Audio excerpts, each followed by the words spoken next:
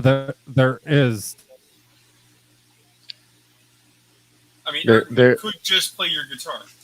Yeah, you could. I mean, we're doing the cold open thing right now. We just are live.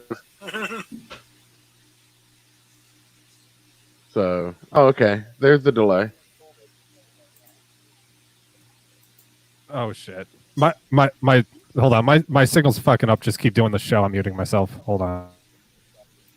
Oh god! All right. And it's Jesus Christ! This is already. Yeah, we're already off to a fantastic start. Hello, everybody, and welcome to the Gospel of Comics. I am your host, the Church of Failure, and with me, as always, are my trusty co-host Ayrton McCartney and RuneKnight. How you boys doing this week? I'm dying. I'm melting. If you haven't heard. Okay. Washington State is not yet on fire, but it is indeed descending into the seventh circle of hell. Right. It's like a giant heat wave or some shit where you are. Like God literally trying to murder you people. It's 101 today. Right. It's going to be 106 by Monday. And right. We do not know if it's going to hit the high that is suspected of 113, which will break the record in the state. Oh, so that's brisk. So you're literally like in a place that burn in hell is a thing. This is why I gave that forewarning that if I have to go suddenly and I do not return, it's because I shut down my machine so it doesn't melt, so I can still be around later. Okay, yeah, I get that. You know, point a fan at it, maybe make a swamp cooler. You know, just try and stay cool. Hopefully, you got air conditioning going. Just sacrifice the neighborhood animals to it. A friend of ours actually, I'm not kidding. Their landlord is making them get rid of an AC unit, so they gave it to us. So we got that hooked up in my mom's room so she can be cool. You can do that? Yeah, they're homeowners associations and BS. All right, so moving on from the giant heat wave. Not that I'm not sympathetic, but we could go all night on that. Ayrton, you have anything to add before we introduce our first guest of the evening? My car decided to be an asshole today on the way to work, and I'm pissed off. God damn you, depressing sons of bitches! Like, could you not bring something good to the table? Like, yeah, man, it's been a great week. Can it never just be a good fucking day? What is wrong with you people? Church, okay, it's not my fault. I drive a 50-year-old car. All right. Yes, it is. It is exactly your fault. Okay, you bought it. Church, we're comic reviewers. Okay, it is my fault, but fuck off. Church, we're comic reviewers in current year with current politics operating mainly out of Twitter. We are the condemned. Okay. You know, I hate to pile on you guys, but I just see a headline here that critical race theory is going to be mandatory everywhere. No, not in Florida.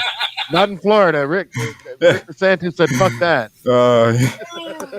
Better build a wall around Florida. So glad that I am. Also, obligatory. John McAfee did not kill himself. Mm-hmm. Correct. Careful, we're going to get struck. But anyway, we are joined in the virtual studio today by HexAllen, Nephilim Squadron. How you doing this week, buddy? All right. How's it going, guys? I'm doing swell. I'm sweltering also. So you're in the burning hell land too, right? One of them. I'm in the break off in the ocean, land. Part of it. Yeah, okay. California. You're in Israel? No, they just want to be. They would just want them to be pushed out into the ocean, not break off into the ocean. Oh, okay. I misheard you. Don't, Susan. Don't eat us. Look, it's the difference between drifting off to form a new land and 10,000 puppies being drowned. Oh, yeah, there you go. In a burlap sack. Yeah. Good Lord. I mean, that escalated quickly. They just share one sack. So we're here to talk about Nephilim Squadron. I believe that campaign is coming to an end soon. Oh yeah, it is. Is it? Yeah. Okay. June 30th is that's the last day. Last day to get in on this fun. Yeah. Oh, should I share my screen, or do you guys you have it? Dealer's choice. If you want to share it, I'll pull it up. Oh, I mean, we are savages. Please educate us. I wish to. I very rarely use StreamYard. Like I usually plug all this stuff into OBS. Doing it on the fly is not my forte. I like to get drunk during the show. I see. Okay, yeah, go ahead and share it, Hex, and we can pull it up that way. And make sure you share your audio too if you want to play the video. If you have any videos on there you want us to listen to. No, I don't have a video. Oh, okay. Unfortunately, not yet. For the next campaign, I'll have one. But okay. Yeah, this one's kind of a quick and dirty all right. campaign. Since I'm the one that uses Streamlabs. There we go. Look at all those tabs. Right. All those tabs. Hard science. I'm already interested. Oh, actually, this. Oh shoot, I messed up. Yeah, I wanted to bring something else up too. That's related. Anyway, yeah, Nephilim Squadron Chapter 1. That's my book. It's a 32-page black and white comic book. Chapter 1 of a larger saga. And it's an action-packed hard science fantasy epic that's more than it appears to be. And what it deals with the story-wise, it focuses on the personal journey of a clone pilot in the 28th century and his desire for a soul. And through the course of the journey, he discovers that his destiny is larger than just having a soul. And the story takes place on a planet colonized by humans in the 28th century. And over generations, these humans have developed their own civilization, kind of far apart from our solar system. And but not only that, they've also been fighting a war with the strange native beings on the planet. And but there was never supposed to be any intelligent sentient life on this planet in order for humans to colonize it. And then that's when you have a third party coming in called the Soul Interstellar Forces, or SIF, and that's these folks here from the Nephilim Squadron, and they're a Star Trek Federation like organization, and they're sent to find. Hold on, Yeah. X. We talked about this on Drew's show, Right? You got to stop giving them everything. I'm not giving you everything. You're giving them everything, Hex. Damn close. I gotta teach you how to elevator pitch, Hex. Calm down. Oh, I have a shorter one. I just I'm giving you the longer one because I thought I'd had the time. But go ahead. You do. I'm just saying. You got ease minutes still. 45 minutes, buddy. Yeah, you got a whole show. Harder and deeper. It's okay. All right. We gotta ask you some questions. You can't answer everything. Here's a little Vaseline then. All right. I'll just show you. All right. Here we have a sweeping opening of into the world here where you see it's an alien landscape, and here's I slapped on like 13 or 14 pages here of the opening chapter, and and there you have the aliens invading a human city. Tell the people about your team. Is it a one-man show? Do you have a team of people? Are you subbing workout? Are you staying up long hours and doing it all yourself? What's the situation like on the team? Do you dress to the left or the right?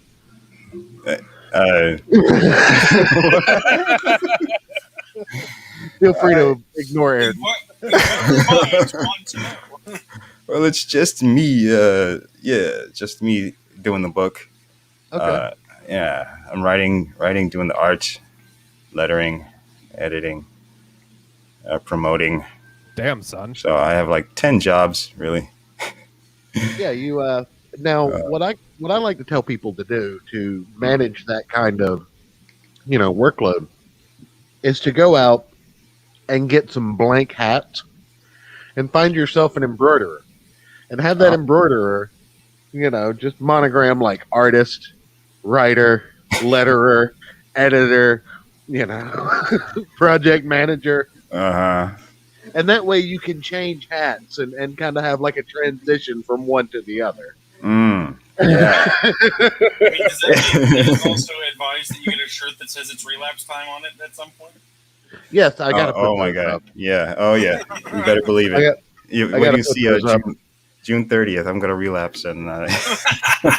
Well, we read the Powerpuff Girls script live on air. Oh yeah. We did a table read of it. Oh, And, yeah. I think I saw a little bit of that. Yeah. And one of the lines in that show is "It's relapse time," and we're gonna make a shirt. That was the only good line in the entire thing. And this is a reboot, right? Yeah. Well, I don't even want to give it the credence to say it's canon. Well, no. The thing is, I think that the reboot's being rebooted. They Now- took it back to formula, so I think. Scroll down to that second image, the one that I gave you a little bit of grief over the last time we met. Up. Give me the cover. You know what I'm talking about. Rune. Apparently, he doesn't. No. Rune. No. The helmets. Remember we talked about this. Yeah. Well, wait. I don't. Yeah, I remember we talked about it, but I don't remember what you said. Oh, okay. Rune. There's an anime. Yeah. This looks a little bit like G-Force. Gotcha, man. Yeah. Yeah. We were talking about Black G-Force. Yeah. I was like, that's right. Yeah, Black G-Force. Oh man. G-Unit. I just want to make sure that Rune can back me up on this. Nobody else wanted to back me up on Drew's show, but I know I was right. Yeah, you were totally right. I get that a lot. It's the G-Unit force. Oh God. Hex, I apologize, but this has to happen. This guy breaks in the show all the time. I don't know where he got a key. Oh, God damn it. Hi, everybody. As the screen is I got to get a better door It's installed on this show. It's the return of Atomic Denny. I know. It's We've all been electric waiting fence. with bated Electric breath. fence. Hello. What? Hello. Okay, well, this isn't a very warm welcome. What's going on, Denny? You don't even have a profile picture. Yeah, it's on StreamYard. I don't know. I'm just here. I don't know. I really have nothing to contribute. Just a few minutes of free time. Figured I'd see what you fellas are talking about. Hey, We're talking about Nephilim Squadron, aka Black G-Force, the comic. Mhm. Okay. What is White G-Force? That's just G-Force. No, that was it's more just like G-Force. Yellow G-Force, right? Yeah. Uh-oh. Careful. Excuse me. That's one China G-Force. is Has correct. anyone ever seen Team Nippon? No. I've heard of that. It's like this weird like 90s indie comic that was made about a team. It's like Power Rangers, but they're like more Japanese and they all wear really like homoerotic outfits and roller skates. You can Google it and find it. More Oh, no. than the Well, Power Rangers. Oh, So more you can Google it. homoerotic than the Power Rangers for sure. What you're saying is these are the Power Rangers from the restaurant Sonic. Yeah, it's like the Power Rangers mixed with the American Gladiators, mixed with that scene from Top Gun where they all play volleyball. That sounds amazing. Actually, I want to see this now. I think it's like a 13-issue run, and I have like 7 of them that I've just gotten through back issue bins. That I occasionally I'm like, oh hey, Team Nippon, cool. Send me a private message on that, and we'll work it in. We got to review okay. this. Is that supposed Anyway, to be back a to- tongue-in-cheek comedy? Or? I don't We know. don't I think know. it's sincere. I think it's actually a sincere book, but it is so weird and gay. Hex, you got to understand, we live in a world where the Leonard Nimoy dinosaur comic is a real thing. It's actually not bad. I've read it. And it's also Pride Month. So Oh. Yeah, so You don't know about the Leonard Nimoy dinosaur comic, Hex? no. Oh, it's called Primordials. It's I mean, like yeah. comics. It's actually really good. Huh. That's insane. Yeah. What, he wrote it? It's like do you remember I'm gonna date myself. Do you remember the animated series Dinosaurs, which is like a Transformers knockoff with dinosaurs? It's like Dinosaurs written by Leonard Nimoy. Mr. Spock wrote Dinosaurs. Oh, wow. Never heard of that. Yeah. The cheesy cover art is what attracted me to it in the first place, but I went on a dinosaur binge reading like Turok and Jurassic Force 5 and shit like that. Okay. I'm gonna go try and find the Team Nippon stuff to send to church. I might leave the call. I'm not exactly sure how this is gonna work. Okay. We'll be here if you do, and you can come back later. But I mean, yes, we are the reviewers your mother warned you about. Now back to Nephilim Squadron. Oh yeah. Back to Nephilim Squadron after that brief interlude. People just break into the show. Heck, there's nothing I can do about it. I have no control. That's right. It's a free for all. I mean, you could not share the link in a group chat with like 12 people in it. I mean, look, church is just a building. You can't lock those doors. Right. It's a free church, man. I'll lock his doors. All right. Oh Jesus Christ! No, not again. And ring that bell. I'm sorry.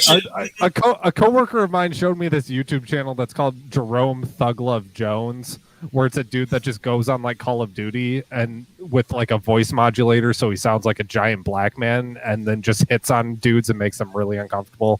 And I've been watching nothing but that for the past 3 days, and it is the funniest shit I've ever seen. It'll be like, "Hey, yo, your homie sounds like he's got a cute voice. He wants his dick sucked." And they'll be like, "Hey, yo, that's gay." He's like, "What are you talking about? I ain't never said a gay thing in my life." It's like, what's gay about that? I just got out of prison. Sometimes you gotta suck some dick to survive. There's nothing gay about sucking dick. It's the funniest shit I've ever seen. Wow. Hello. Look, remember, people at home. It's not gay if you do it for a Klondike bar, or if your socks are still on. Oh yeah. Or if you don't want to make eye contact, or if your balls don't touch. There's a lot of qualifiers here. Or as long as you say no homo. Yeah. right? All those things. All of the above. Now that we've made our guest very uncomfortable, let's get back to reviewing his book. Hey, there's a reason we don't get repeat customers. Oh man. We get a surprising amount of repeat customers, I believe. Right? How do I tweet this out now? I tagged you. I didn't see any you of your Twitter. tweets. Yeah, I tagged you. It's hashtag mistakes were made. Hashtag If you're sincerely asking, I tagged you on the Twitter. If you're not sincerely asking, I understand why. Oh, I am. I just don't see. I don't see it anywhere. I mean, You didn't tag us either. I didn't tag you. Yeah, I tagged at HexAllen. Are you banned on Twitter? Were you being a bad boy? Me? I am now following him on Twitter. He will never be rid of me. Just mute him. No. Can people tell if they're being muted? Oh no, it's the wrong HexAllen. I tagged the wrong HexAllen. Oh no! Wait a minute. Yeah, there are. It's an Allen wrench account. There are more than one. Yeah. I just No followed wonder. some rando in my follows now. Oh boy. Yeah, I'm gonna follow it. I'm gonna follow him too, though. It's okay. Oh my You're just god! gonna have like an influx of new followers, and just be like, "What the fuck? Who are these people?" I mean, fuck it. I'm gonna go follow him too. Yeah. All right, check the private account, or the private chat over here in Streamlabs. I'll paste a link to the tweet, and I'll put a new one out. Actually, I'll just copy and paste this one and then put a new one out. There we go. Well, Church is doing that seriously. I actually am interested in this book because I have my own book I was working on. I got to get back to the grind at some point. But one of the things I noticed about our book was our panel layout was very static. Yours has a fair amount more dynamism. There are sort of different panels and different arrangements of panels per page, which is like, oh, this is nice. I feel like I'm actively involved in reading it. Yeah, that's what I'm going for. And, yeah, I missed the underscore in your Twitter handle. That's what happened. Underscore, yeah. I'm just saying, people How doing dare their you. first time indie can sometimes be a little formulaic in their production. Oh yeah. I think this is a result of this being like the almost the third attempt at this chapter 1. So this time I really sat down and did did all the thumbnails and looked at them from a distance. It's for hopefully have some cohesion and dynamism inserted into the pages this time. So let me ask you this: as an artist and a writer on a book, what was your initial like position going into this? Like when you went into creating a comic book, did you more so consider yourself a writer or an artist? Oh, that's tough, but I like to think that I'm a better writer than an artist. Okay. Even though none of you have read my writing yet, but you'll be the judge of that soon enough. Well, I mean that's the reason I asked, because I know a lot of people that end up pulling double and triple duty on their own books don't necessarily have the background of the things that they take on sometimes, and they just kind of have to learn on the fly, or they have to increase with their skill level over the course of time. And sometimes you have someone who comes about and they're like, well, I can write and I can draw, so I'm just going to make a book myself. Yeah. I've had years of training, and I've not done any professional writing. Oh, actually, I have done professional writing. Oh, here's a fun fact. Well, before that, I was. Tell us about this. I'm curious now. Well, first I was, I was an English minor in college, and I excelled at that. And but I didn't do anything professional until I was about 30 years old. And a friend of mine, through a friend of a friend, I got a freelance writing gig doing fake testimonials for a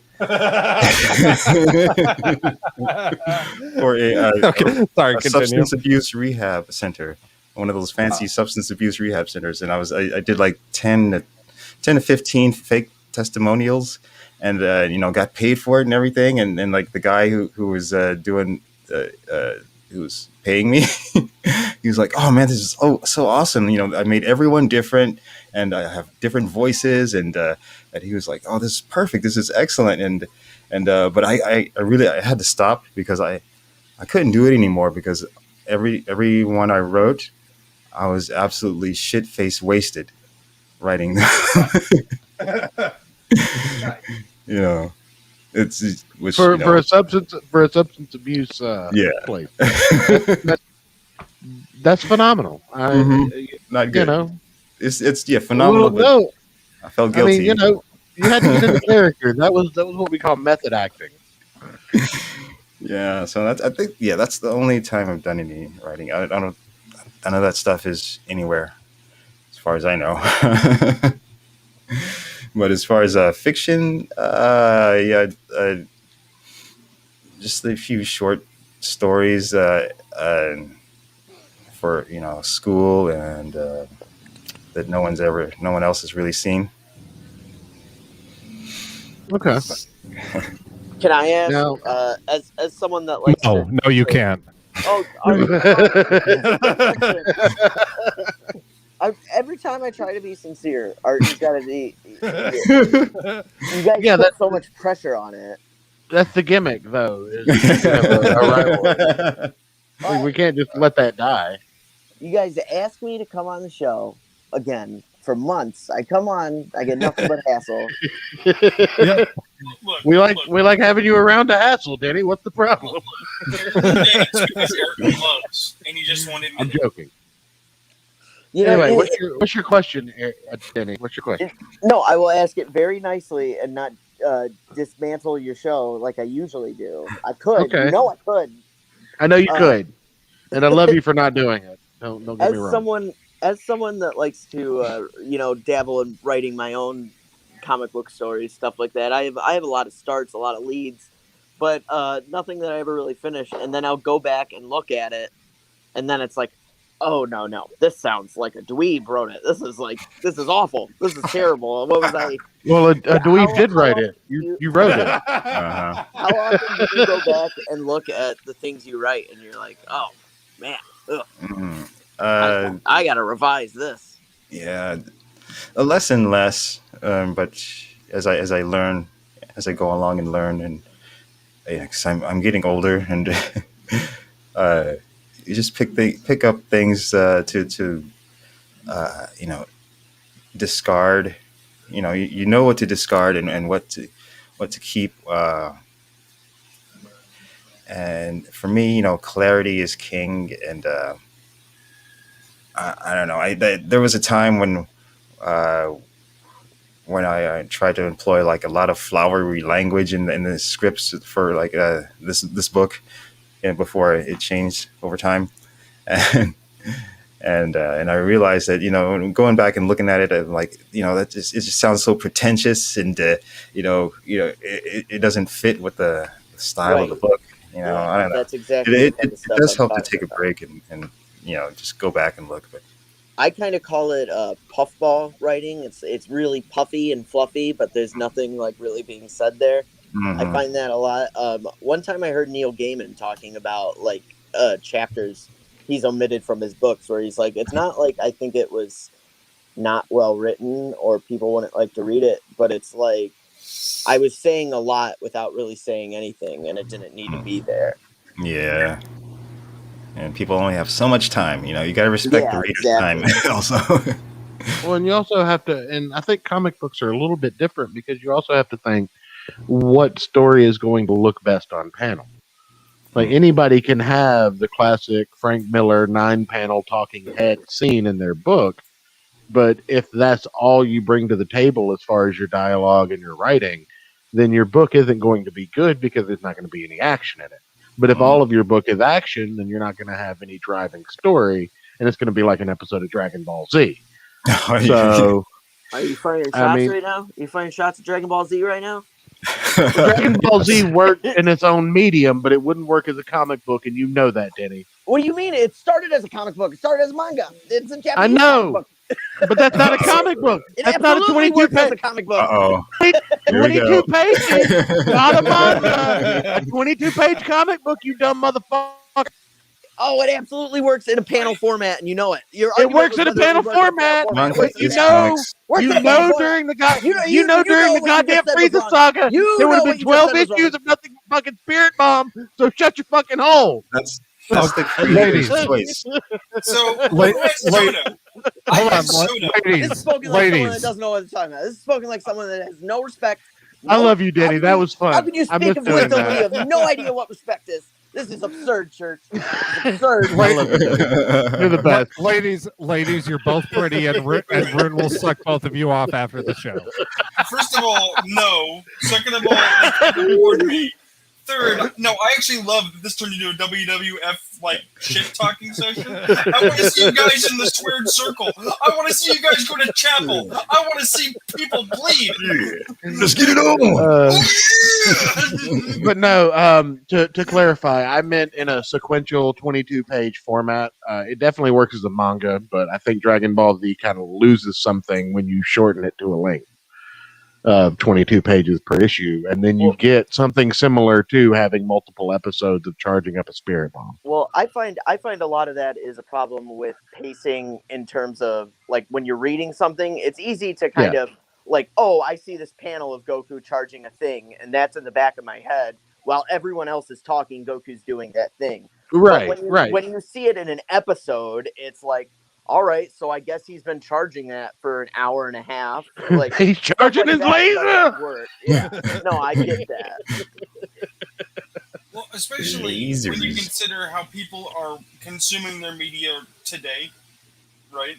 Right. Yeah. Back in the day when I was a kid, and I always watched cartoons. I still watch cartoons if I can get away with it. It was a once a week on your Saturday. You go and you watch Dragon Ball Z. And then it became an after school every day thing because of Cartoon Network. Now you have people who they binge. We've somehow normalized the idea that an eating disorder in your viewing habits is good for you. They binge the series and it's like, well, why is this taking so long? Well, it doesn't feel that long if you watch it in the rate in which it was designed to be watched. Mm-hmm. Yeah, I have mixed feelings about that dump it all in one place format. So anyways, the nothing. And Ayrton dies as soon as he's trying to rerail the show. Back to Black G-Force, yeah. Wait, I sent the Team Nippon stuff, by the way, You did. We're going to talk about that on another show. We're not going to introduce on an interview show. To show their weird nipples. Show their weird nipples, Church. We'll do that next week, Denny. Calm down. Well, here's some almost nipples. There you go. Almost nipples. Okay. A man of culture. I see the stocking. You're a man of culture and taste. I understand. Yeah. So you get this fine print with a physical copy of each backing. So you're a thigh guy. Is it that 1, 2, 3, 4, 5? I am as well. I totally get it. Yeah. I mean, I love chicken thighs, turkey thighs. Oh yeah, that's right. That's right. Human thighs. that 11 herbs and spices. Cannibalism. Now, talk to us about your tiers real quick. I've got some more preliminary questions, but let's walk through the tiers real quick. Tell people what they can get before their deadline of June 30th. Yeah. So here in the featured tier, I got the commission sketch cards with the book. This is any pop culture fictional character of your choice on a sketch card drawn by me. And that comes with the 32-page black and white book, Nephilim Squadron Chapter 1, and the pinup. So at any fictional character, can that be my dad? It's just a guy in a leather jacket with a pack of smokes. A silhouette. Yeah, it's just a silhouette walking away. Walking out the door. Your little word bubble, I'm going to get cigarettes. What if I want? That's what you want. What if I want a silhouette of a copywritten character? Oh no, you can draw anything. It doesn't matter as long as you're selling the card, not the art. Oh okay. Yeah. Okay. Yeah, it's just the art just happens to be on the card. You bought the blank card. Whatever happens to be on it when you receive it, that's inconsequential. Right. Okay. I'm gonna do meatwad dancing. There you go. Oh, I'll have to look that up. You're going to need a flip book is what you're going to need. You're going to need to charge extra for that. Oh, boy. Oh, boy. Maybe I should rethink this. That's a joke. You just need movement lines around the legs. It hurts me that we are now Aqua Teen Hunger Force, and that makes me Carl. Okay. Yeah, okay. Aqua Teen. All right. I always watch that on mute. Our second guest is Master Shake. That means the church is. Look, I am guys, so master. If I'm guys, anybody, I'm Master Shake. Everybody, Yeah. we have our second guest in the back room here. I'm about to bring him into the stream. There is a lady. To be on your fucking best behavior. Don't use any of the fuck words. Be on your best behavior. Oh, this is gonna go great. All right, Diana and Chris, welcome to the show. I apologize in advance. No worries. I apologize for church as well. Yes, definitely. No worries. I'm the worst. He really is. We're not going to say any fuck words either. We're currently talking about the Nephilim Squadron with Mr. HexAllen. Howdy. And we're going through those. Around the 11 o'clock mark, we're going to switch over. We're going to be bringing up your book, The Great Cyclopian. Yeah, I saw a little bit of that earlier. And if you guys want to bring up the Indiegogo campaign so we can do the screen share when that comes up, we'll bring that up. But go ahead, Hex, and walk us through the rest of your tiers here. Oh, yeah. So you also get the stretch goal items, which are guest trading cards, are trading cards done by guest artists, people who you might know. So, yeah, and that's only $36, and shipping is low, and probably going to be your best bet deal-wise, because the shipping is the same for the pinup comic and no frills tier, comic and pinup no frills tier. I also got a digital version, and that's going to be in color, so it'll be somewhat different from the black and white printed version. One thing that I see that you've done is, even though it was almost an inconsequential pushback, you updated your delivery date to reflect the fact that there was going to be a slight delay between March and July. Mm-hmm. And that's something that I think a lot of people should take note from. Keep your people updated. Not everybody checks their email. A lot of things go to spam folders to click on the profile and be like, well, it's March and I don't have my book, and you see that it's been updated to July. You're like, okay, I must have missed an update. This guy's keeping me on track. He's not just like letting it go to the wayside. As a consumer and not a creator, this is something that I like to see. Somebody keeping their people updated. Yeah, that reminds me. I gotta do the actual update in the updates. Okay. How much to 3D print me one of those Nito helmets they're wearing? That's going to be the $150 tier for the helmet alone. Well, for the next campaign, actually, quickly, this is the sign up page for Nephilim Squadron Volume 1, which is chapters 1 through 3 in color. So for the next campaign, I might have something big like that, like a 3D model ship. I don't put that link in the private chat. I'll put it in the description for you, buddy. Thank you. Yes. Yeah. So sign up for that. I'm working on getting a cool artist to do a trading card for me for a launch day card. Reach out to John Dillard at Dillard Draws. Yeah, actually, what am I thinking? I know him because I've been trying to contact some big people, and they're not returning my calls. So I know John Dillard. John Dillard's huge, but he's also humble. Yeah, and he talks to me. So, like I said, 3 chapters in full color, a 80-page graphic novel. Nephilim Squadron Volume 1 is an 80-page science fantasy war epic that takes place in the 28th century. The story focuses on a clone pilot who desires a soul, only to find that fate sees otherwise. So sign up for that. Get something special.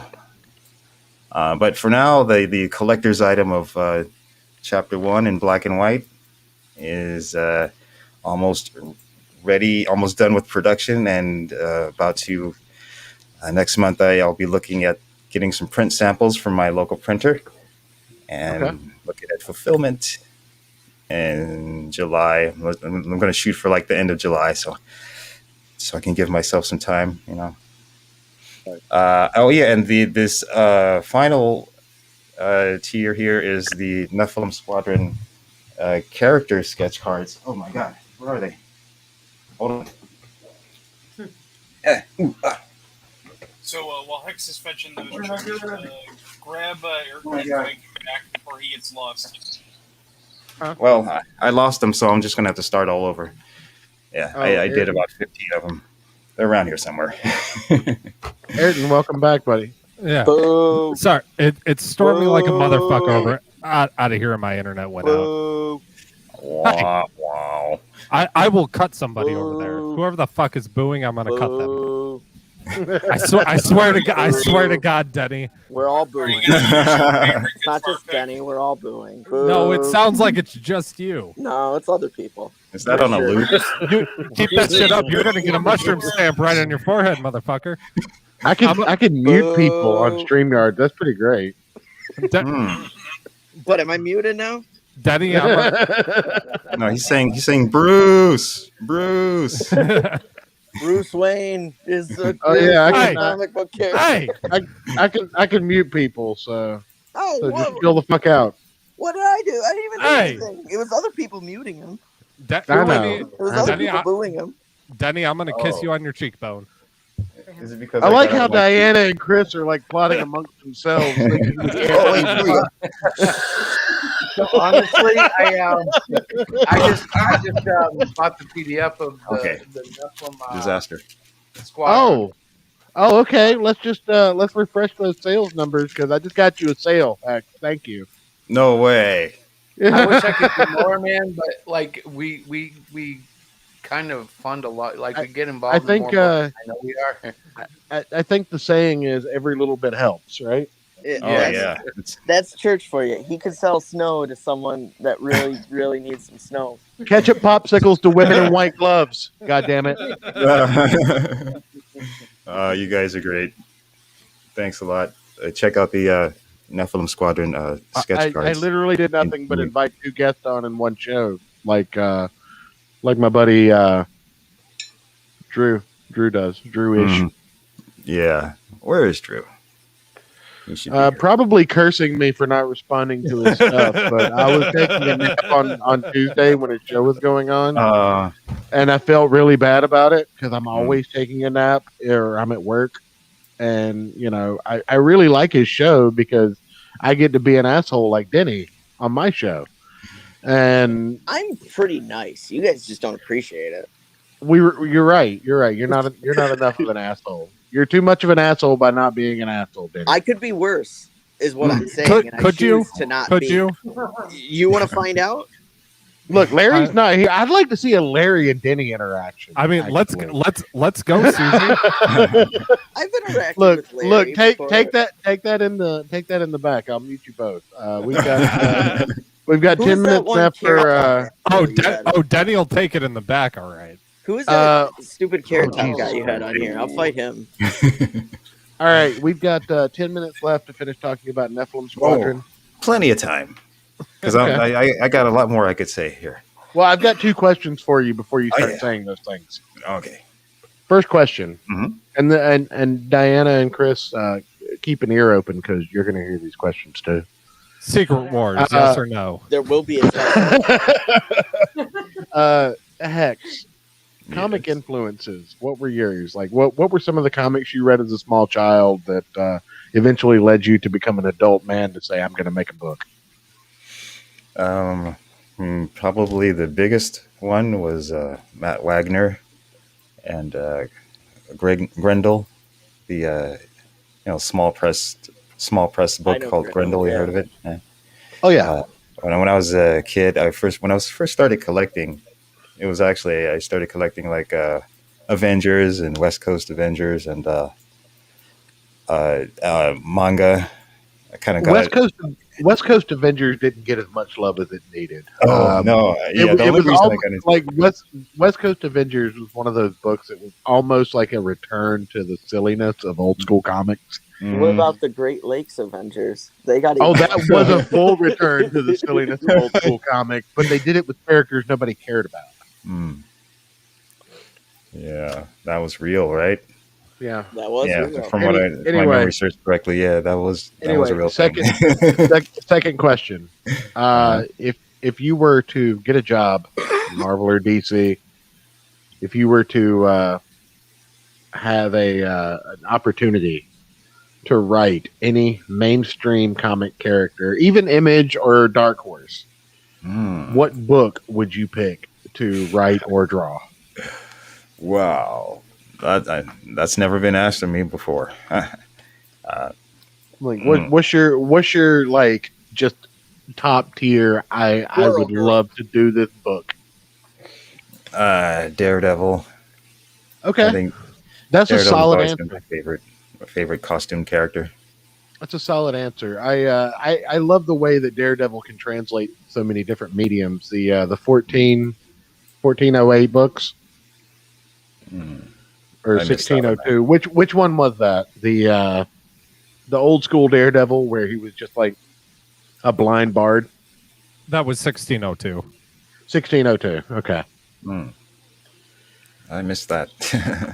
You guys remember when Cyclops had a peach pit in his eye hole and Beast was a monkey? They did that. Yes. Yeah, well, everybody was a monkey at one point in time because Marvel Apes is a thing. Well, no, I know that because Beast was. I know that because of the AMC stock market thing. Wow. Beast was like a tiny little howler monkey. Trickster thing.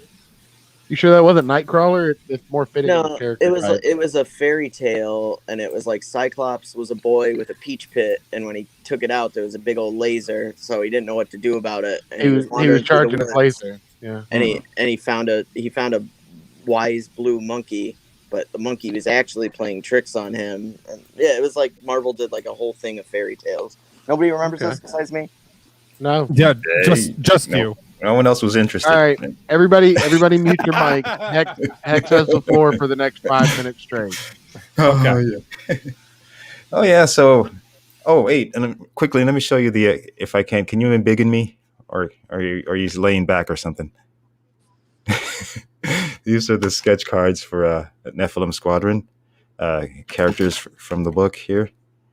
That's the big bad, the Lion of Barani, Seaton Kokar. That's one of my more popular characters, Mecha Mejia. Taru, Jason, Tenley, Mecha again. Zyke Howley, Taru. Gitch. Wait, go back. Go back. Hey, I dropped them all. Which one? The one with the extra bits.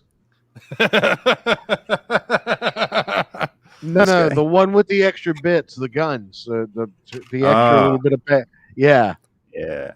Holy shit, that will never fit the sleeve, but that's awesome, dude. That is so fucking sweet.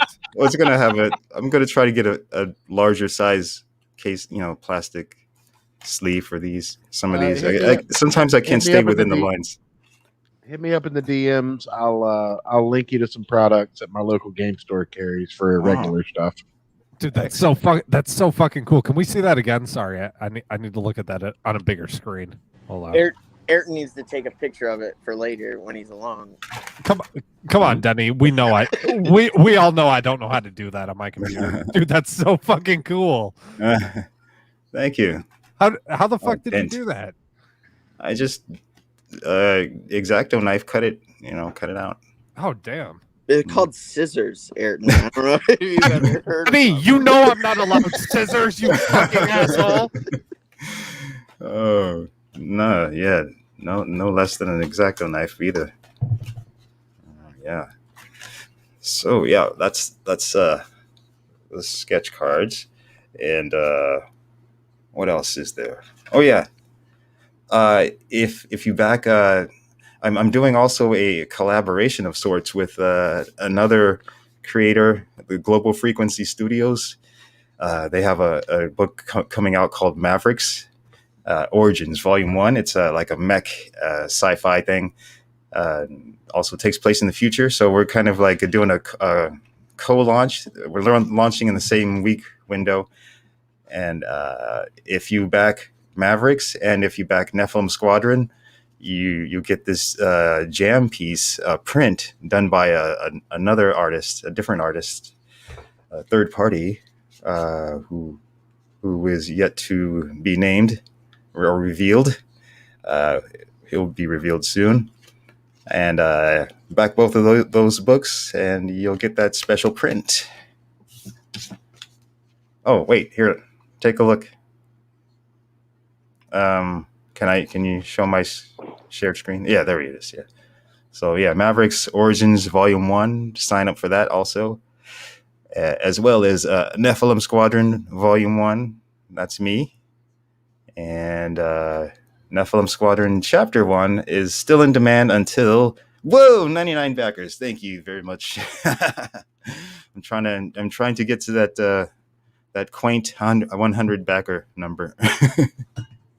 So I'm closing this sucker out June 30th, and I'll be streaming on my channel, HexAllen Comics, and that's HexAllen, one word, space comics, and I'll be drinking and streaming. Not to be confused with the Twitter account that has an underscore and got me. Yeah, what can I do? That was already a HexAllen. But I have everything else HexAllen. So that's me, and thank you very much for your time. You said HexAllen Comics? Yeah. All right.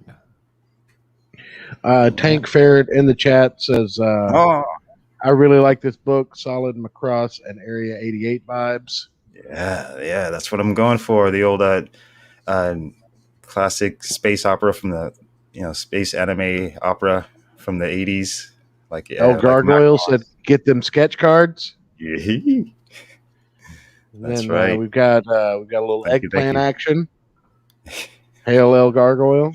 Thank you guys for Hail popping chat. in. Thanks for Feel free to hit that like button. I'd love you forever.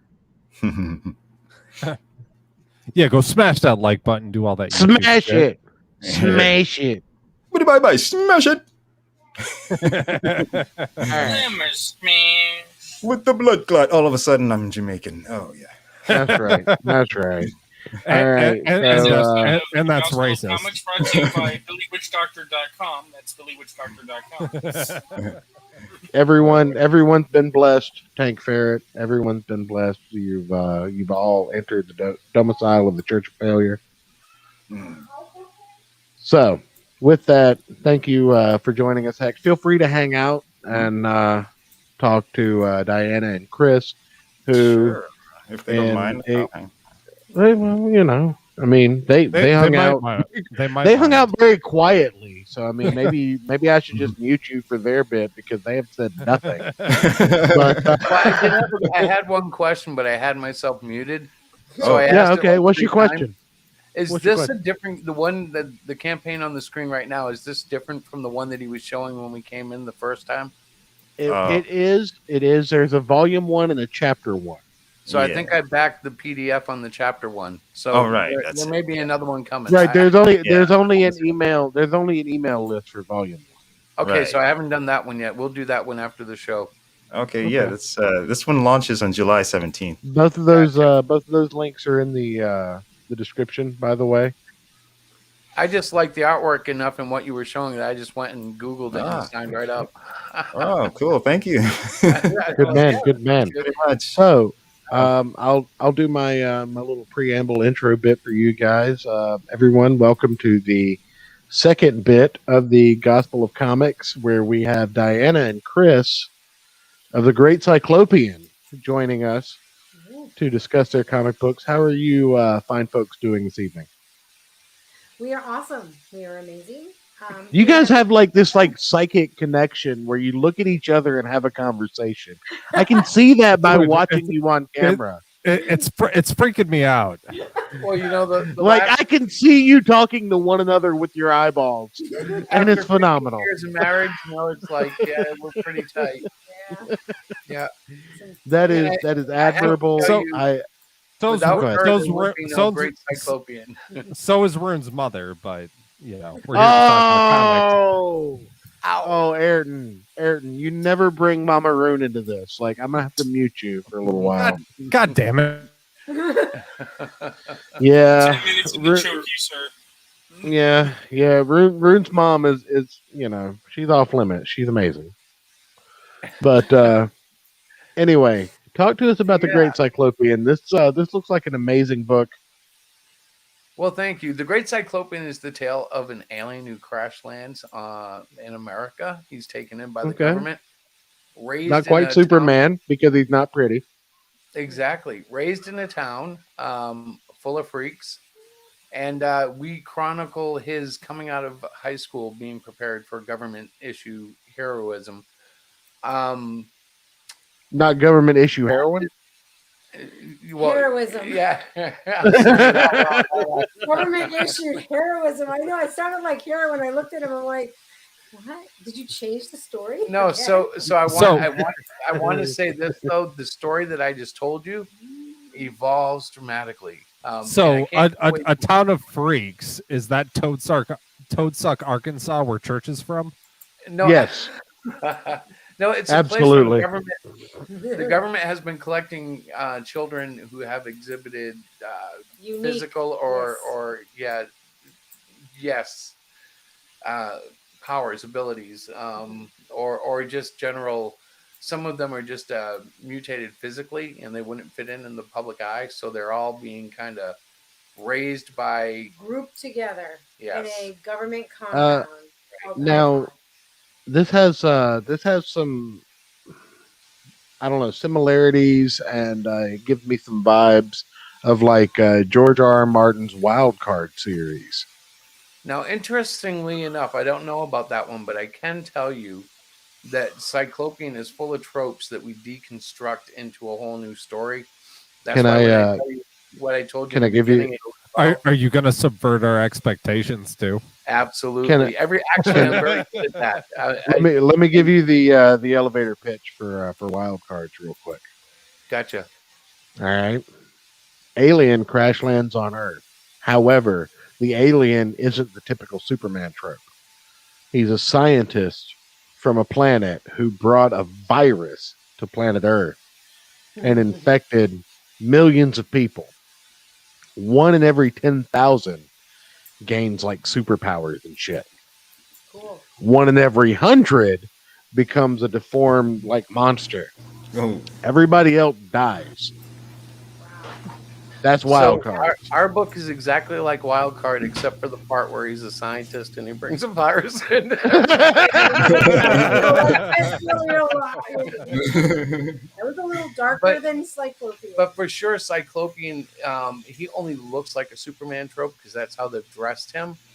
His power set is quite limited, and that's it's almost a Megamind kind of trope where you've got, the greatest being ever delivered to your planet, and you treat him like a freak because he doesn't look like you. Absolutely, right. yeah. Absolutely. And he's also a deaf mute, so he doesn't speak. Right, because he has only the eye, he has no mouth and ears. Therefore, he's a mute, and he has to use American Sign Language to communicate. Well, that definitely saved you guys some X-rated questions towards the end of your interview. So. How far can he see? Well, I was gonna ask how how he talked through his penis, but if that's already been addressed, I can't ask him. Well, at this point in the story, he's only about 18 years old, and he's still a virgin because he doesn't even know if he can perform with the human woman properly. You get him to New York, that'll get taken care of.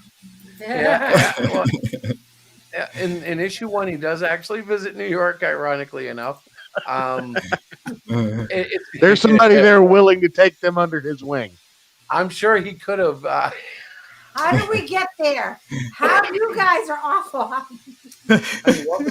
We're not awful. We're realistic. Like, there's a price for everything, Diana. Calm down. I cost the Klondike bar. Ayrton, be honest. Ayrton said he'd take care of it. You can just draw him into the book. Thanks. Send me a photo for a reference. Thanks, guys. Yeah, we'll get Ayrton to take care of it for a Klondike bar. Cyclopian just gives him some ice cream to experiment. Yeah, really. You changed your mind. Listen, when I present the story, I'm like, I love this guy. He is I find him very attractive.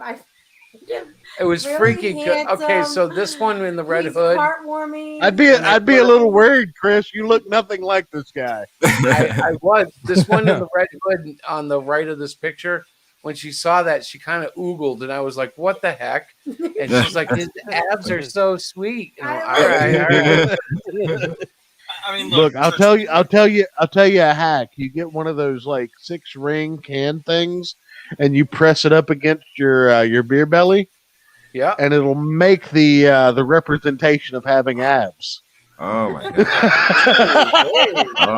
Church, you gotta understand. Could always spray paint. Use it as a stencil. Also, I mean, I think you could use just like contour makeup and make abs. But Church, what you gotta understand is he has a really beautiful eye. It is. He does. He does have the one sexy eye, like he look at you and he's got a bedroom eye. And it has lots of expressions, you guys. The artwork is pretty amazing. He's the one-eyed superhero. His name's Peter. We're not trying to subvert any expectations with that name, guys. Calm down. You want to know something funny?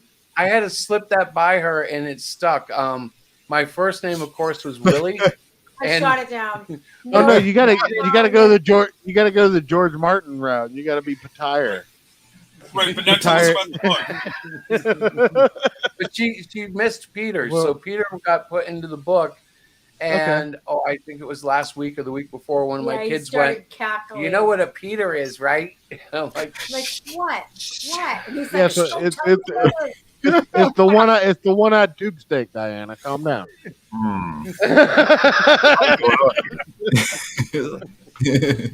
You know, a little side order of some tube steak smothered in underwear. If it's a comic book, you gotta have some fun, right? Oh my God.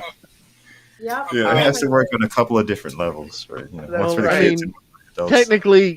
Technically, they say all creations that are started by a male have some kind of phallic reference in them. So I mean, a Cyclops is just perfect. That's right. There you go. That's right. I don't want to delve into what he was thinking because he created this character when he was like 9. I was. He was thinking he was going to be a great man, Diana. Yeah. He grew into that. You married him, so I mean, you can't talk smack. I mean, definitionally, Church, she married him. She can talk all the smack, and it's accurate. No, because that reflects on her choices. Right. So if you want to tweet this episode, remember it's #mistakes were made. So anyways, there's this Cyclopian. Yeah, everybody mute and give our guests the floor again for about 5 minutes. Yeah, go she just wants you to know that Cyclopian is the bonus feature in issue 1. It's about a 9-page story. No, it is a 9-page story from him in the 3rd grade with his 3 best friends, Zoe the Zombie, Billy Blue Blob, and Jimmy Domo Dosho. And all 3 of them, well, all 4 of them are actually, freaks living in Icon, going to school there. And yeah, it's going to be a sub-series that comes off of this, provided that we continue to fulfill with another artist. Actually, we're hiring someone who can draw cuter things, but for the Kid Cyclopian, right? But this is just kind of like the Simpsons first run. It was my first go at a kitty comic, and I liked it, but I want to get a more classical artist for that. Otherwise, I do the rest of the book, and generally each issue will have 40 pages. I work at a mad rate, so it's kind of like it's probably going to be bi-monthly the way we're going. But you do the coloring, the drawing, all that, right? Yeah, well, and I do that not because I think I'm great, but because I'm hard to work with. Yeah. So to save other people the headache. Yeah, he's not easy to work with at all. He is very temperamental. Well, the problem is if I'm dying for something, if I'm killing myself for it, and the guy you're paying minimum wage to isn't killing himself too, I go nuts, and it's not fair to them. And I think at this point, this is the journey that you're on. You are creating your stuff. So right, and I do love doing it. So it's not like a labor of pain. And it saves us a heck of a lot of money. A lot of creators can relate to, having to pay freelancers and stuff. Stop at the Cyclopian, the page with all his details. Oh, that. So yeah, the official data sheet here. So you see his name is Peter Mall. He's 19. He's male. It just gives you, well, the general rundown. Yeah, quick rundown of the abilities. He's a deaf mute. I think we said that already. I'm not sure. No, we didn't tell him that. We were on a show we before told him this. that. I'm messing with you. I'm like, I can't remember what I said. Oh my God. I'm just messing with it. And that, I think, is a very unique component to this comic book. You're looking at a superhero with special needs. In this world, that's what they would call it.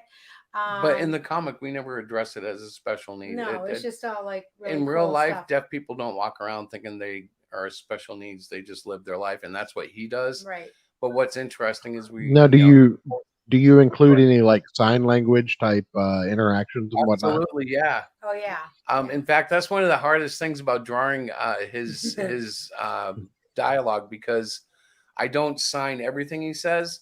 Just the main. In the box, there'll be dialogue, and then I try to use one of the distinctive words in the dialogue with his hands, so it becomes a learning thing for me, because I don't know ASL yet. Right, you're learning it. Well, it's starting to get there, because you see so much of it when you try to draw it. And in a comic, obviously, it would be hard to like sign the entire sentence. So just picking Right. up the particular context of the sentence. Well, and I think that introduces some really interesting availability for paneling, because you could do like a sequence of ASL, like spelling something out as like a sub paneling, And just what's every few pages, and really make cool it about somewhat that is educational. fuck you, Ayrton. Let me finish talking. Sorry, I'm the goddamn host. I thought my connection's fucking up again. I thought we were done. You cut out on my end. All right. Well, I got to give a shout out to Rick Piper for recommending this interview. Yeah, absolutely. Cross Comics. Yeah, from Cross Comics. We were praising Dillard earlier. Rick Piper introduced us to Dillard. Dillard created the avatar that I'm using for this particular stream. So it all like loops back around. Rick introduced us to this interview. It's a great community we've got here. Yeah. Shout out to Rick Piper. Check out his campaigns, Cross Comics, Canadian Shield. Anyway, continue. Sorry. Go ahead, Ayrton. That's all right. So we have a couple of Oh, hold on. I think Ayrton needed to get in real quick. Let me unmute him. Ayrton, hold on. I can't unmute him. He's muted himself. He had to unmute himself. So you guys go ahead. If he pipes in, like, okay, where are we, baby? Tiers. We're talking about the tiers. You want to talk about the tiers? Yeah. All right. Talk about the tiers. So we have the PDF full color. So the whole book. Okay, so it's a 40-page full color book. Yeah. We have a $5 PDF. Yeah. And then every tier after that, we give the $5 PDF as well. Because in truth, it's going to take about 3 to 4 weeks for you to get your book. So we figure we'll just send the PDF out the night of the closing. We keep the limit or the request at $500 because that's easy to make, and then all our backers can get whatever they wanted, whether we do really great or not. The book costs $15. Shipping is included anywhere in the continental United States. This Canadian one is the same thing with $5 extra added on in shipping for Canadian people, because I had a couple of Canadian people ask me to do that. Otherwise, the international goes up. People from Canada, they're not Canadian people. Just to correct you. Sorry, they're Canadians. Just go. So then we're doing something a little different. Most people haven't seen this before, and it's worth explaining, but. We have the Cyclopian free comics for kids packages. There's 1 for $3. There is 1 for $1 right here, and it says for $3. I need to fix that. And 1 for $5 books. And what it is instead of $15, which has the $5 included for shipping, we can sell a book for $10, and then we're giving them away at conventions to kids who come to our booth and they don't have any money. They're just kind of hanging out. We're doing that because most of my relatives and friends don't actually read comics, but they always want to support the Kickstarter or the Indiegogo. We've done both. And when they do that, they either buy books that sit in their mailbox and then go into a pile somewhere, or we had one just donate money. And I was like, well, that's silly. If we can get them to buy books, then we can give them out to kids, which not only is self-serving in a sense because we get to send out our IP for free to kids, but it's also good because we work in education. We like doing that for kids, Comics need to get rooted into kids to some point. Well, I've been a big proponent of the idea that a lot of the indie guys need to start thinking about doing like a tier where you can buy 10 books and have them shipped to a children's home. Yep.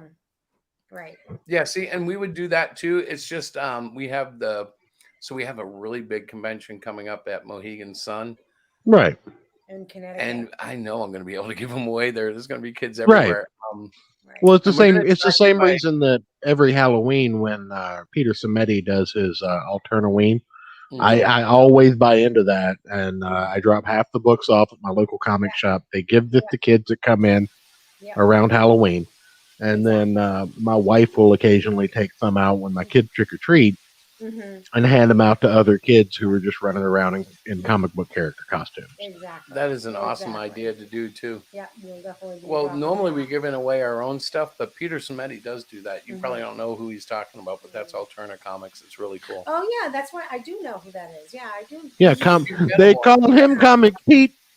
Yeah, no, I know. I actually dragged her up to him at a convention, and the poor guy, you know, I'm like, "Hey, this is Peter," and of course he doesn't know me from a hole in the wall. He's like, "Hi."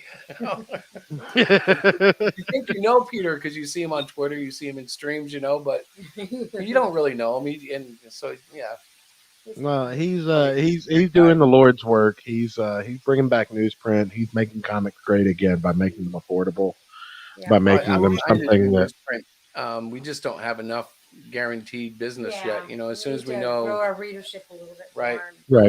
Hoping to do by coming on awesome streams like this. Well, you know, on the subject of comics for kids, real quick, every couple of years, somebody trots out that, you know, we need to bring Jim Shooter back, like somehow lure him back to comics. And it never works out because Jim Shooter is very fixed in his ways and is very, very out of touch with the current, like, labor market. Like he would want to take things back to the 90s in terms of creators' rights, which would be bad. But he's not wrong about everything. And one of those things that he says is that comics took a hit when they got out of the wire racks in grocery stores. Right? He's like solidly in favor of we need to start having products that is commercially available for the widest net of people in public places. So I am totally with you. I think that more comics for kids is a good idea. I don't have a problem with comics for adults, but we need to remember that primarily our focus is selling to people who are not, you know, teenagers. Yeah, I mean, we just did a mature book before Cyclopian 1, Cluster Fudge, which is as dark as they come. It was, you know, it was drawn with mature themes through the whole thing. Cyclopian isn't a kid's book per se, but it is all ages. Like, there's a scene where he starts cussing, and of course I use the classic, you know, ampersand, number sign, dollar sign, you know what I mean? Because if a kid's reading it, it's really kind of cool, because if a kid's reading it and they know that stands for a bad word, and like the character says, "Oh shit," but it's in that funky dialogue, the kid will read it as whatever his word is. So it might be, "Oh shoot," "Oh darn," "Oh jerk," you know, whatever. Or something really bad. Right, but it doesn't necessarily come out as "oh shit," where you would look at it as an adult and go, obviously he's saying "oh shit." So there's little things like that we compromise on. There's some body gore in issue 2. Oh my gosh. That where I have a bee basically lodge herself in the eyes of a woman. And my daughter freaked out so bad that I had to adjust it because she said that was way too gory. So that's my fetish. Yeah, well, yeah. And we're back. We had this heartwarming moment, and then you just ruined it, Church. I know. But the point I'm trying to make is, like, we make concessions, and as an artist, I listen to the people around me. Like, when they say, no, that's too much for an all-age book. But because creatively, I can go all over the spectrum, but... yes, you can. You know, so we take that input. It's kind of scary, actually. I think my goal, if I'm to be honest, is to be somewhere in the 90s anyways, or really the 80s, when blood was black and violence that was truly gory was more implied than shown. Mm-hmm. I just want that Cyclopian Clearasil mascot deal. I'm not sure. You gotta get. Well, you got to get Cyclopian voiced by Ben Stein, but he still has to talk like a deaf person. No, not Ben Stein. Not Ben Stein. Do not support people that believe in intelligent design. I gotta say, I nice to speak to you, Diana and Chris. I really like that cover. I really like that look of that cover. Like Thank that. you. I don't know. I really like that creature. I don't know anything about your book. It's kind of like it's got a really works fun because look no to it. bodybuilders have necks. It's like Punch Out mixed with Monster Rancher. I know it works because Yeah, well, it's cool because no bodybuilders have necks. It's just like shoulders that go into head. Right, right. But I I love it. I said we need to make a T-shirt out of that. I'd wear it. yeah. Yeah. Oh yeah, Cool just looking. him on the weight bench there. Right. That's great. Well, I have about I have a legit question because sir. you guys were just talking about like, oh well, it's not a kid's book per se. It's kind of all ages, but it's like, would you say it's kind of like the late 90s, early 2000s ish vibe of like family movies, movies that a kid can enjoy, but parents that are watching them with the kid can also enjoy? Like, is that kind of the vibe you're trying to hit? The humor in it often goes into areas that kids want to understand. Like, one of the most obvious things is the one-eyed superhero's name is Peter. You know, unless somebody lets a kid in on the joke, they're not going to get that joke. Right. Yeah. And there's nothing, you know, like he's going to encounter all sorts of issues that they can relate to, but like we're not going to see him get a BJ in behind the pizza store or anything nasty. It's going to be all if I had to give it an era, it would be like late 80s, early 90s type Marvel stuff. Yeah. I see. Okay. Can I ask a little bit of a silly question? Where does he talk from when he talks? Do like his abs open up into like a mouth, or? So he's deaf, and he has no mouth. Said he's like a deaf mute. So okay. I haven't been here. I just got here. So the next question would naturally be, how does he eat and drink? And that is actually a secret we're holding on to, and it's part of the story and part of the character. But just to give you, he uses his hands to communicate. Yes, he does. He uses sign language. But the mouth thing is interesting, and eventually my wife will let me reveal it, but not yet. All right. I think the actual important question is, since he doesn't seem to have ears, does he wear regular sunglasses just kind of stacked on, or does he wear one giant sunglass lens? And how does he get it on his head? So we've never developed anything like that, but this is the second thing where people wanted to know. So I'm seriously considering the monocle design of a sunglass for a guy with no ears.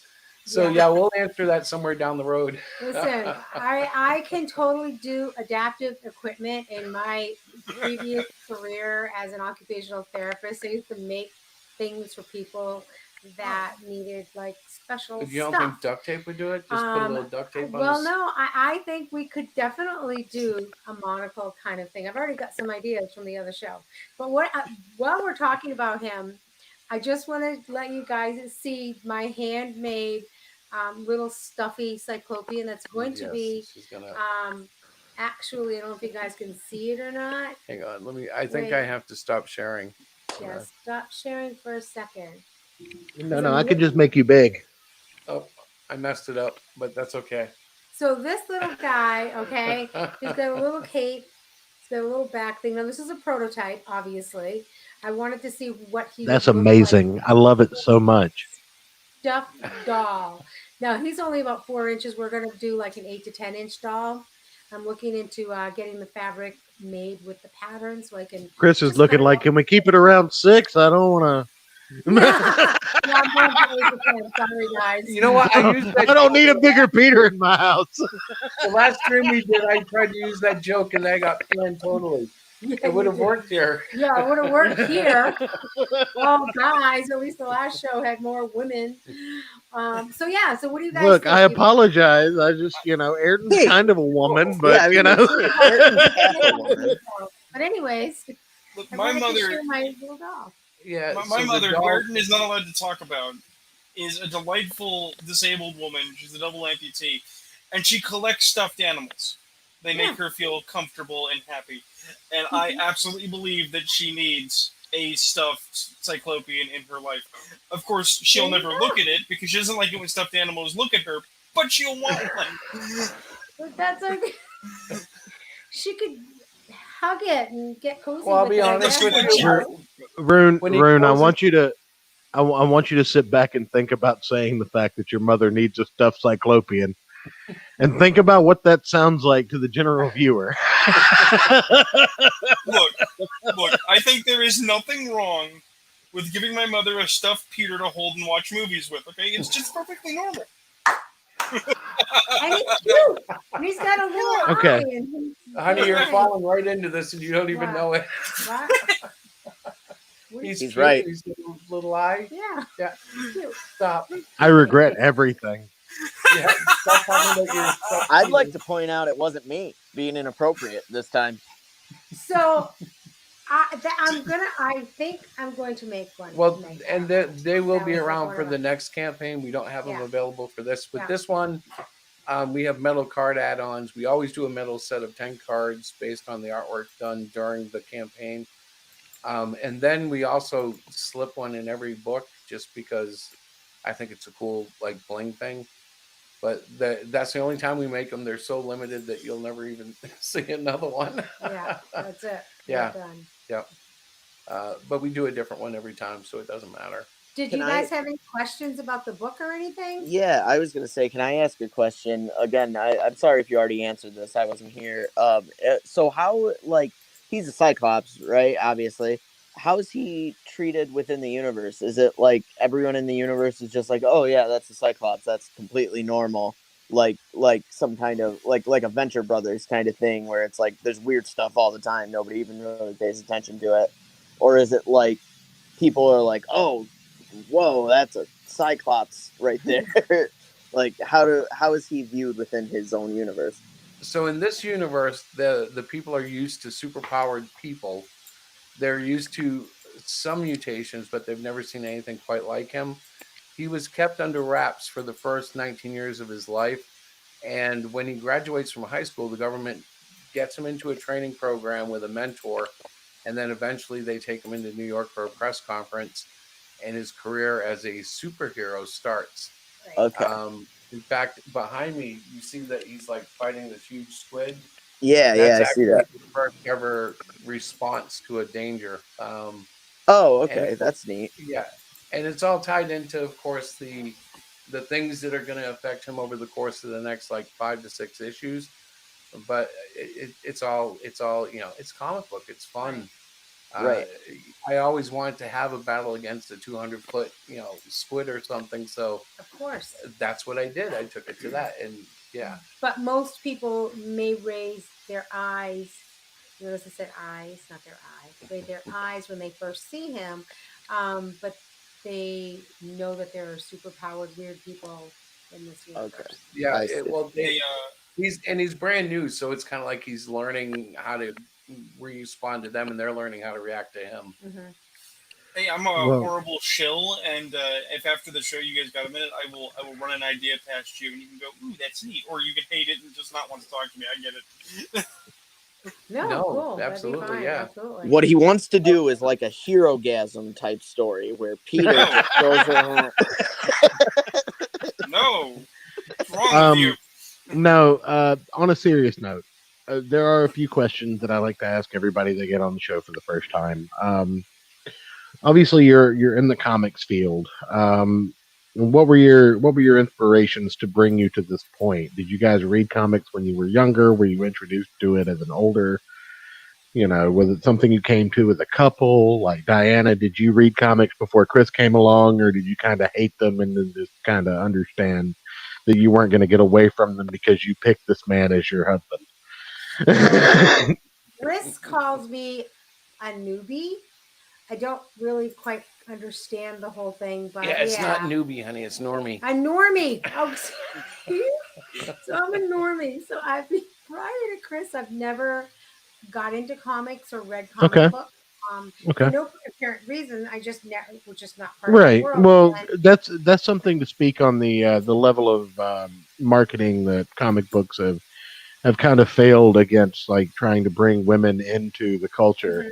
Mm-hmm. When you do something like Marvel Girls, like DC Superhero Girls was a good opportunity to bring younger women into the DC fold as they got a little older, to introduce them to the characters as children and kind of, niche that market to where they grew up wearing like Wonder Woman and Batgirl stuff. But to actually capture a young adult female audience, Marvel and DC have never been really great at it. Image did a really good job with stuff like Rat Queens and Saga was another good one. The Walking Dead was really big along a lot of female people, but the big two, Cape Comics, or Cape shit as most comic people call it, they have never really done a very good job at marketing to women, and I think that's because a lot of our female audience has been introduced to women characters like Wonder Woman, who were created as bondage fantasies, and Batgirl, who were subordinate to a male character. And I'm not a humongous feminist, so to speak, but I understand the Wonder need for Woman was a bondage character. That was no. Wonder Woman. That's I never 100% heard true. that. I there's disagree with definitely this hypothesis, Church. there's definitely no reason whatsoever that her main weapon of choice is a rope that she always got tied up with. That's not a she's thing a at all. bondage fantasy. There's no reason her main outfit was granny panties during her inception either. That's not a Well, they didn't have bondage lingerie back then, Denny. That was as You are sexy as it fucking got. There were ankles. There were ankles and kids beat off to it. Calm down. This is absurd. Calm down. How did we get here again? Oh my goodness. You can thank Denny for that. But Christopher, this is my segue, but Chris has always read comics since he was a little guy. Well, I was raised poor, so I started reading comics out of the newspaper, of course. Got hooked up in the Spider-Man done by Stanley and John Romita Sr., copied them just like a million other kids did. By the time I was cut out your favorite panels and hung them on your wall. Yeah, exactly. I know exactly who you are, sir. I have you. I got your ticket. So when I was 18, I sent off a submission to John Romita Sr., who wrote back and said that I wasn't ready, which at the time I took to mean I sucked and I needed to get out of the business. So I went into graphic arts, and then many years passed, and I met this beautiful woman who first sorted me out and had me. She married me and then realized I was nuts. She took me to a shrink and found out I had Asperger's, which is low-level autism, basically. No, high-functioning autism. Right. Well, I mean, when I say low-level, I mean it's not serious. It's just like a quirk for me. But one of the things I've always done is I obsess on things. Like when I learned, it just means you don't like people and you really, really like one thing. Yeah, but I do like people. I get obsessed. So like I got obsessed on drawing when I was a kid and got chased off. Through her, she had seen a little bit of my art and said, "Oh, you should draw. You should draw." And eventually, back in 2018, I started taking it seriously again. 2019, we started making books, and that's how we got to here. And she's the anchor, like where my Asperger's might lead me off into a rabbit hole. I have to reel them in. Right. She's like, nope, just get back to work, do what you got to do. Mm-hmm. And otherwise I will draw forever. But like story wise, I would never be able to finish a story if I didn't have her to be accountable to. And some of is that not the most wholesome thing you've ever heard in your life? I love it. Like that just makes my heart warm, and that they'd be dead by now. I wish my wife could crack whip on me. The darkened, blackened place in my chest where a heart should be is responding. You just have to ask, Hex. Just put on the bondage mask and lay back. She'll do it. All women want to beat their husbands. Calm down. Wonder Woman. I do, but I don't. It's been years since you tried to beat me up. Yeah. Yeah. But she really has been fantastic. So she puts herself down and says she doesn't know comics. So she's editing a comic as unknown. Yeah. But she's actually a gift, because when I hand her a book, a rough, and she tries to read it and she can't figure out where to go, that tells me as the letterer I got to shape up how I'm stacking the balloons. No, you're absolutely right. Yeah, and there's something to be said. There's something to be said for someone who's not just going to accept a trope for a trope. When you look at a comic book script, there are certain things that comic book readers will take for granted, like, oh, okay, well, this character was dead 2 pages ago, but now they're back and they're talking. That's comics. But as a quote unquote normie, you look at that and you go, this makes no goddamn sense to somebody who's coming in on the ground level. You need to like either explain this or fix it. Like you can't just have this be like something that happened off panel. This has to be something that the reader understands why they're seeing this character again because they supposedly died. And that's just an example, but I mean, it's a common trope in comics that, there's a revolving door for death. Speaking of, I did pick up on that, by the way. I did notice that. Well, and she's been fantastic for the little things like where I used to have Stanley-itis from the 60s where I would narrate every box and say what was happening. Excelsior! Yeah. She's like, why don't you just show me what's happening? So she actually inspired me to be more sequential and to just find a rhythm that once she gets the rhythm, I know that other people will get it too. She's just fantastic. She doesn't even know it. Yeah. Well, speaking of, of, this is actually one of those. Speaking of comic book tropes, can I ask a quick question while we're on the subject of comic book tropes? No. What would Ayrton? Don't make me start booing you again. I'll do it.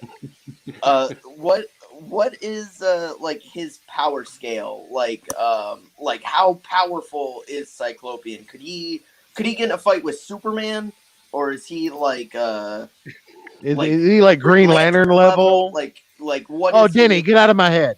What are the outer limits of his power? So in this universe, the superhumans aren't as superhuman as you would expect from other universes. I like that. I like that shit a lot. The strength of 3 men. Against the fastest agent in the United Foundation of Order, and the guy runs a top speed of 85 miles an hour, and Cyclopian barely beats him, but does beat him. So his top speed at this point is about 95 miles an hour, maybe. Okay. So his he is like limit. He's about 20 tons lifting. They don't know if that's where he's going to max out, but right now he's considered the strongest in the group. And 20 tons, as you know, in Marvel would be pretty much a joke. He can do a little, leap as tall as he wants to type stuff, but he has limits. Right. And he is invincible, but it relies on him flinching or tensing up. His muscles, when he tenses up, actually carry a huge amount of energy, and they literally make him invincible. But if you attack him from behind, or if he doesn't see it coming, or if he's sleeping, so he's much more invulnerable, not invincible. Right. Like when he tenses up, he's invulnerable, not invincible. I really like power limiters like that. Like when I like write superheroes and fiction and stuff, I always try and put things like that in it. Like I want to write a story about like a guy, like he has the power of flight, right? But he can only fly, like, it's like running. It's like a muscle that he has to work out. So, like, he can only fly for, like, as long as, like, his stamina will let him. Like flying would be more like swimming in the air.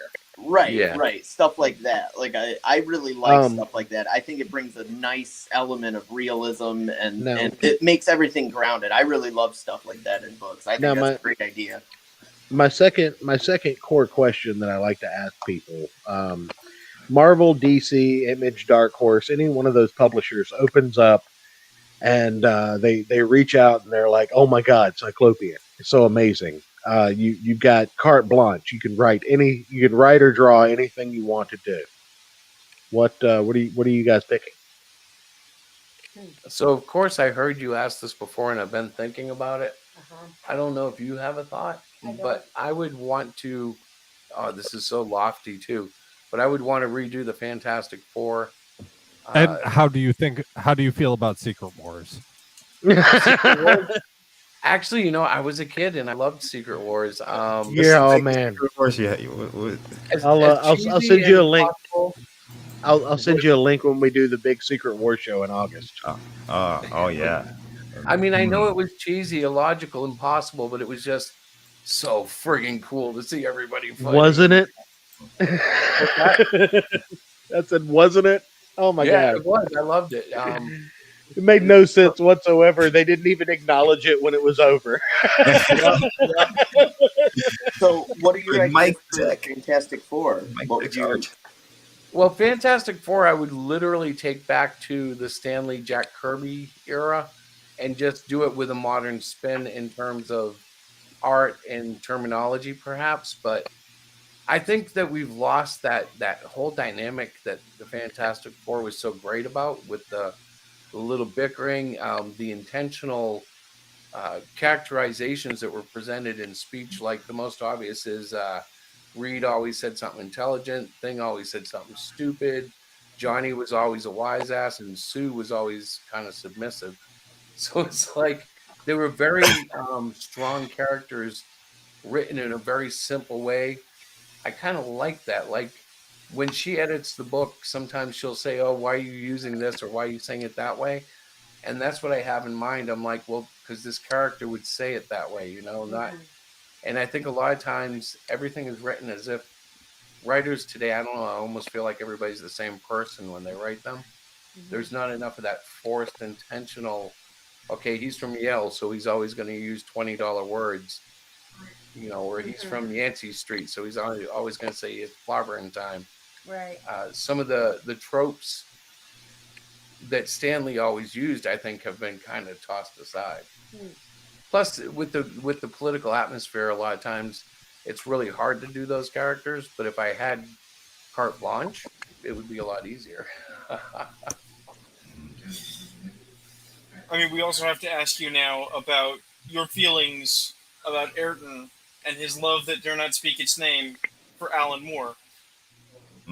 Well, I mean, who wants to talk about their feelings for Ayrton? Oh, I hate you so much. Can I pretend that my connection's really bad and I didn't hear the question? No, that's an excellent response.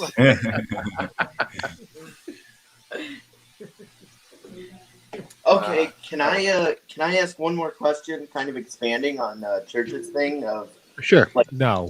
So Church was asking, like, if you had carte blanche to write one mainstream series, if you could select one mainstream like villain for your character for Cyclopian, somebody you think he could realistically fight from like the big three, who would you pick? Who's his equal? Who's his match?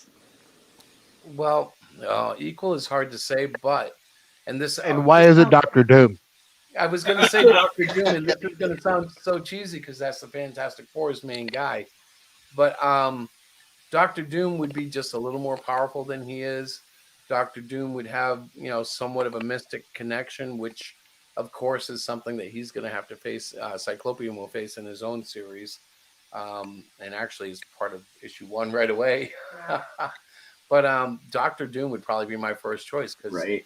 I like that answer. He's got the armor, he's got the magic, he's got the whole country of like TVIs. Taking on one of the big dogs. Yeah. Yeah, no, I like that. Ballsy, man. Thank you. I agree with you. All right, so we've got about 15 minutes left. I figure we give both of our guests a 5 minutes to run down their campaign one final time. Just give it the plug it deserves. Do you want to do it, Ty? No. You never plug it. No. All right, so are we going right away here? I mean, feel free. All right, so I'll just share, I guess, the screen again. Let me pull that up. Dun, dun, dun, dun. So there isn't a whole heck of a lot on the page, as you noticed. It's 40 pages long, but I didn't want to oversaturate it. Basically, keep it short, right. The first issue covers his origin as it's told to the general public. There are, of course, going to be plot twists and different things that we discover as the series goes on. But for the first issue, it's pretty solid. Included with that is Kid Cyclopian. And actually, I might as well tell you, this is basically them having to deal with a beehive using their unique abilities. It's about 9 pages. I keep saying about. It is 9 pages.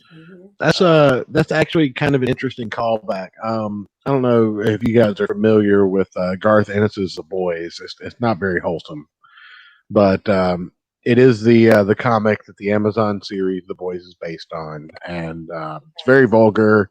It's very adult oriented. There's nothing all ages about it in any sense of the word. And for anyone with a distaste for vulgarity, I apologize. I invited you on the show, but reading The Boys would make us look like choir boys. So yeah. But in the boys itself, there is a situation where a team known as Super Duper, which is like a really wholesome group of basically forever kids, some special needs superheroes, so to speak.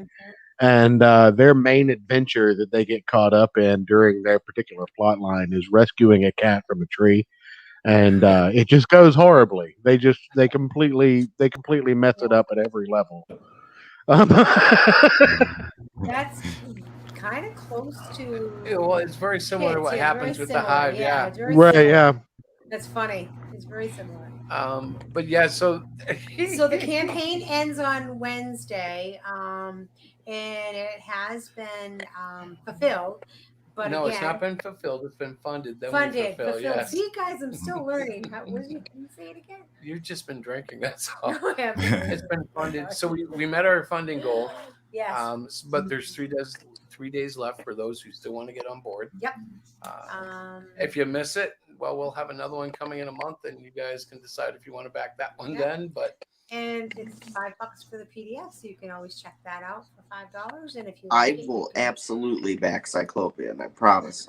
Wonderful, thank you. Thank you. I'm really interested in that idea. We're super excited. Yeah, like Denny's not gonna back the black man's buck.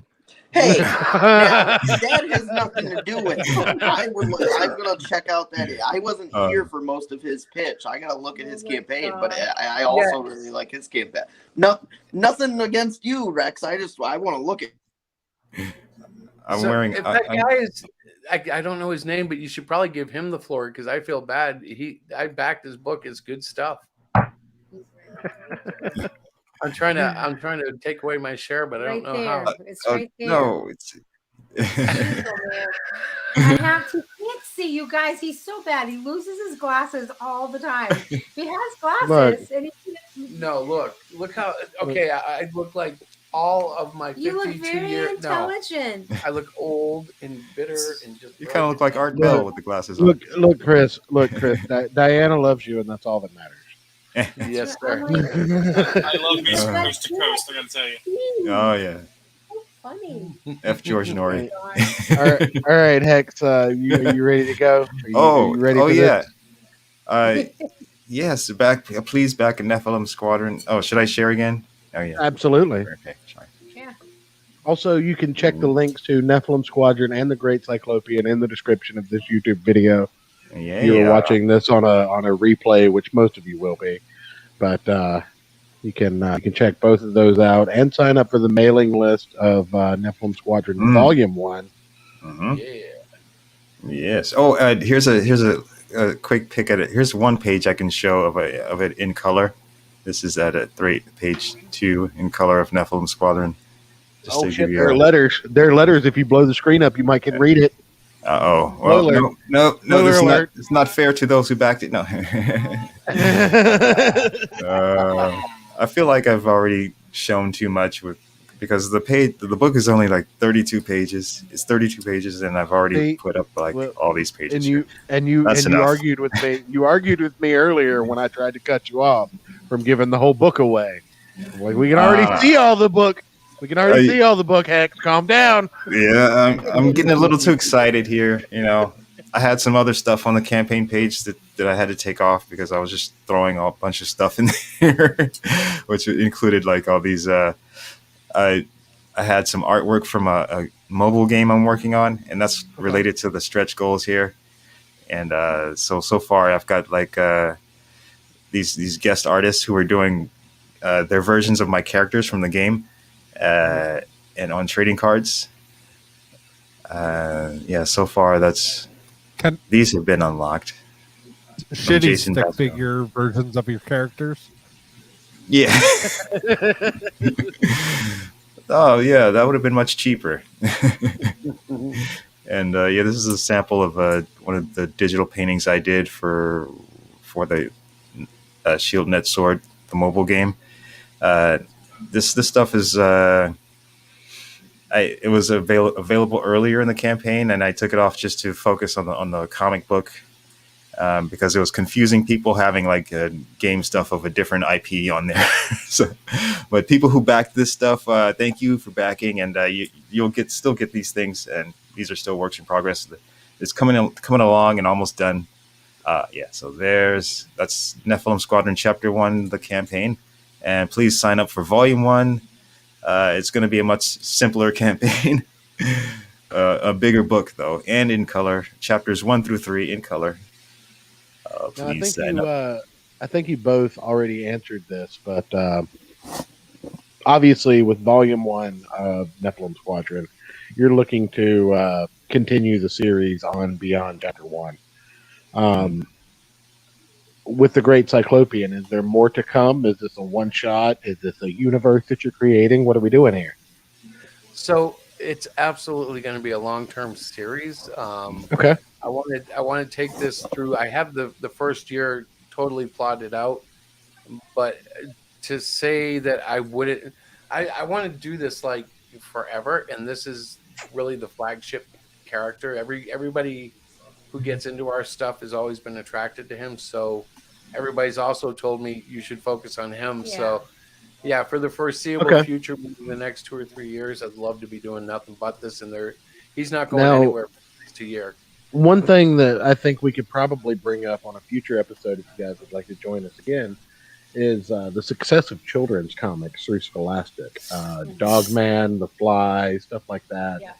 Yeah. And that being maybe a venue that certain all ages comics in the indie sphere need to look at, and a model that creators in the indie sphere need to understand going forward, because children, it's so cheesy to say, but children are the future, and especially in comic books, if you can entice a child to read your story, and that story continues into their adulthood, they'll keep goddamn reading it. Yep.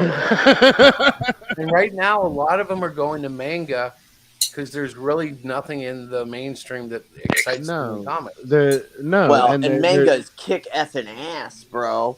Well, depending on the manga, so much variety too.